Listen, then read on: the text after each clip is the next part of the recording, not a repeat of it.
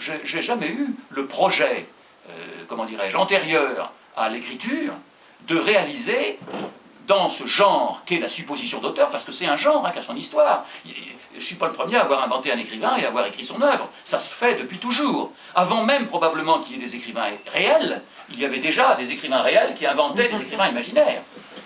J'aime...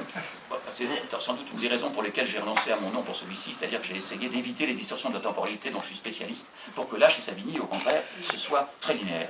Mais donc, disons les choses plus simplement, avant même qu'il y ait des écrivains réels, il y avait des écrivains imaginaires, il y en a toujours eu. Et donc, ceci n'est qu'une performance dans le genre. Mais j'ai jamais eu, initialement, comme je l'avais prétendu l'année dernière, pour répondre à une question de Marianne, j'ai jamais eu le projet, dans le genre de la supposition de l'auteur, de réaliser la performance la plus exceptionnelle qui ait jamais été réalisée, c'est-à-dire de faire mieux que Valéry Larbaud, ou de faire mieux que Chatterton, ou de faire mieux qu'Ossian. Non, pas du tout. Ça n'est pas venu comme ça du tout. En réalité, j'ai commencé par écrire les œuvres de Jordan, simplement en les attribuant à un nom qui n'avait aucune épaisseur biographique. Donc c'était des fictions que j'attribuais à Jordan, mais je ne savais... Jordan, dans le fond, c'était juste un pseudonyme. Et ce n'est que peu à peu, en écrivant, que l'auteur lui-même a pris, malgré moi, une certaine consistance.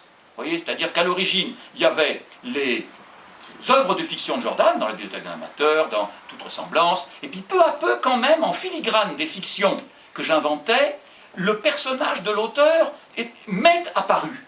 Sans doute parce que la plupart de ces fictions, elles sont d'inspiration autobiographique, ou du moins je me le suis imaginé en les écrivant, et parce que c'était aussi la vérité, c'est-à-dire que bien sûr je me servais de ma vie pour en faire des fictions. Donc peu à peu, en filigrane de ces fictions, m'est apparu le personnage de Jordan qui a pris du volume au fur et à mesure que je réalisais des livres, que je réalisais des volumes. Et donc, ça n'est pas du tout un personnage qui m'est venu comme ça avant que j'invente ces œuvres. Donc le personnage de Jordan s'est imposé peu à peu. Cette biographie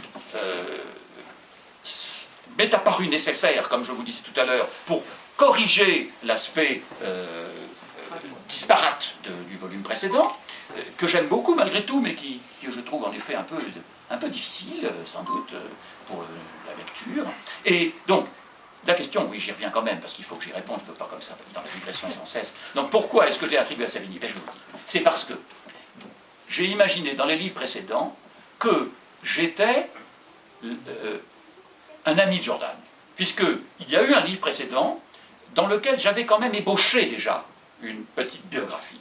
Pas vraiment une biographie, mais un livre précédent qui s'appelle Jordan revisité, dans lequel je racontais que moi, puais-je, à ce qu'on dit, il faut bien le croire, ne serait-ce par exemple que pour recevoir son traitement à la fin de chaque mois, ou bien quelques droits d'auteur, ça j'y compte moins. Eh bien, donc, où en étais-je? Une réelle entrave la progression d'imaginaire. Pardon? Parmi digression. Jamais revisité. Merci, Franck. Voilà, un bon élève. Eh bien, j'avais imaginé que je rencontrais des amis de Jordan en vue d'une biographie. Donc chacun des chapitres de Jordan revisité, c'était la rencontre avec un des témoins de Jordan. Tout ça parce que je disais que je l'avais moi un petit peu connu à la chambre de commerce du Loiret où j'ai travaillé quand j'étais plus jeune, et j'imaginais que c'était là que je l'avais connu, à la chambre de commerce du Loiret.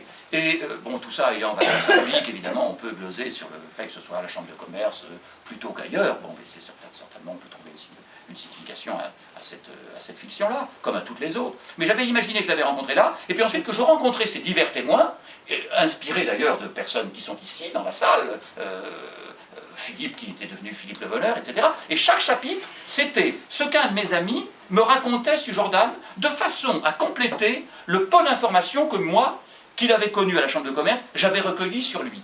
À les compléter ou à les corriger, parce que Jordan, qui est par ailleurs un intarissable bâtard, oui, mais nous avons tout à l'heure, mais bavard aussi, bavard également, il m'avait raconté des bobards. Et j'avais besoin donc de les vérifier à travers les témoignages. Mais donc, écrivant sa biographie, j'étais bien obligé, à un moment ou l'autre, de parler de moi, puisque je l'avais connu, et que je parlais aussi de tous ses amis. Et il m'a semblé à ce moment-là que la meilleure façon de, comment dirais-je, de me mettre en scène, je ne voulais pas que la biographie soit écrite par quelqu'un qui l'avait connu. Je ne voulais pas d'un narrateur homodégétique. je voulais qu'elle soit écrite par un narrateur extérieur à Jordan, qui ne l'avait pas connu. Il fallait donc quelqu'un de plus jeune, qui pouvait écrire cette biographie, et qui allait, au cours de la biographie, à un certain moment, me rencontrer, moi, entre autres témoins, mais qui devient d'ailleurs peu à peu, je ne le savais pas en commençant, mais c'est devenu au fur et à mesure que je l'écrivais, qui devient le témoin privilégié. Donc, cette biographie ne pouvait être écrite que par un tiers, qui n'avait pas connu Jordan, qui est un véritable narrateur hétéro-diégétique, c'est-à-dire un personnage qui ne fait pas partie de la fiction. Vous suivez? Donc, il fallait que je l'invente. Alors, j'ai inventé Yves Savigny, parce que j'ai fait un jeu sur les mots, parce que Yves, c'est l'anagramme de vie, enfin, comme toujours, comme tous les autres noms que j'ai inventé. Pêche, ça veut dire volcan, Savigny, ça veut dire... C'est l'anagramme de Savigny, puis ça se lit dans les deux sens. Enfin, tous les noms sont des jeux sur les mots, comme souvent, il y a beaucoup de jeux sur les lettres, parce que ça m'aide à générer des fictions. Donc, je l'ai attribué à Savigny pour que ce soit un tiers qui la raconte. Et puis, tout d'un coup, en plein milieu du livre, c'est juste au milieu dans le manuscrit, mais là, on n'a pas réussi, chez Paul, à ce que ce soit pile poil en plein milieu, mais c'est pas grave, c'est à quelques pages près. Tout d'un coup, j'apparais comme personnage. Et à ce moment-là, Yves Savigny dit, bah, c'est à ce moment-là qu'il a rencontré Jean-Benoît Puech, puis ça ne dure pas très longtemps, parce que moi, j'ai pas joué un rôle très important par rapport à d'autres témoins. Mais simplement, ça m'a amusé à un certain moment d'apparaître, et puis je me suis dit, alors là, quand Marianne va lire ça, elle va être soufflée, là, parce qu'elle va dire, oh, quand même, il manque pas de toupet. Et puis vous aussi, j'espère. Maintenant, je l'ai dit pour les autres, c'est bête. Faites me taire. Enfin, si je ferais que faites me taire, je ne serais pas venu ici. Alors voilà. Donc, c'est raconté tout ça par ce Yves Savigny, et ça raconte sa vie dans l'ordre.